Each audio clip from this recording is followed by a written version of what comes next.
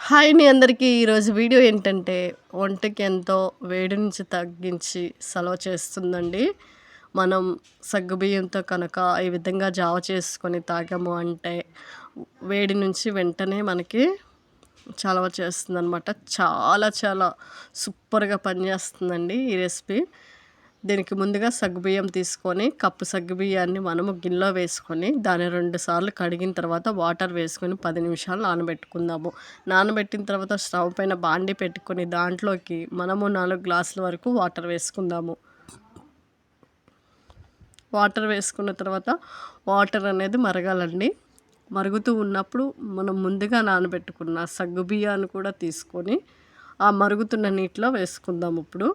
వేసుకునేది నేను మీకు చూపిస్తాను. చూసారా వేసుకుంటున్నాము. సగ్గుబియ్యం మొత్తాన్ని మనం వేసుకుందాం మరుగుతున్న నీటిలో. ఈ సగ్గుబియ్యం ఒకసారి కలుపుకొని ఒక 5 నిమిషాల పాటు ఉడికించాము అంటే సగ్గుబియ్యం కూడా ఉడికిపోతాయి అన్నమాట. ఉడికిన తర్వాత నేను మీకు చూపిస్తాను.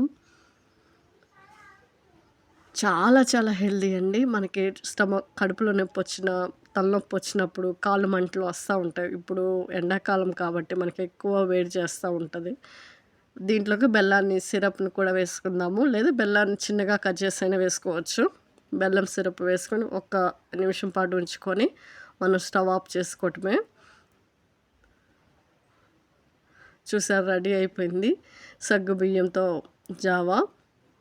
ఈ విధంగా మనం చేసుకొని తాగాము అంటే ఒంట్లో ఉన్న వేడి వెంటనే కంట్రోల్ అవుతుందండి. ఇప్పుడు మనకి ఎండాకాలం కాబట్టి మనం రోజుకి ఒక గ్లాస్ తాగినా మనకి శరీరం నుంచి వేడిని తగ్గించి చల్లదనాన్ని ఇస్తుంది. చాలా చాలా రిలీఫ్ అయితే ఉంటుందండి. చాలా చాలా హెల్తీ. మనం ఇందులో బెల్లం వేసుకున్నాం. బెల్లంలో మనకి ఎక్కువగా ఐరన్ ఉంటుంది, కాల్షియం ఉంటుంది. దాంట్లో మంచి లక్షణాలు ఉంటాయి. ఈ విధంగా మనం తయారు చేసుకొని తాగాము అంటే మన వేడి నుంచి చల్లదనాన్ని పొందొచ్చు. పిల్లలు కూడా చాలా చాలా ఇష్టంగా తాగుతారండి, బాల్స్ అన్నట్టుగా. ఒకవేళ ఆ వీడియో మీకు నచ్చినట్లయితే మీరు లైక్ చేయండి. మీరు లైక్ చేయడం ద్వారా మరికొంతమందికి రీచ్ అవుతుందండి. మన ఛానల్ మీకు నచ్చినట్లయితే సబ్స్క్రైబ్ చేసుకోండి. థ్యాంక్ యూ ఫర్ వాచింగ్ అండి.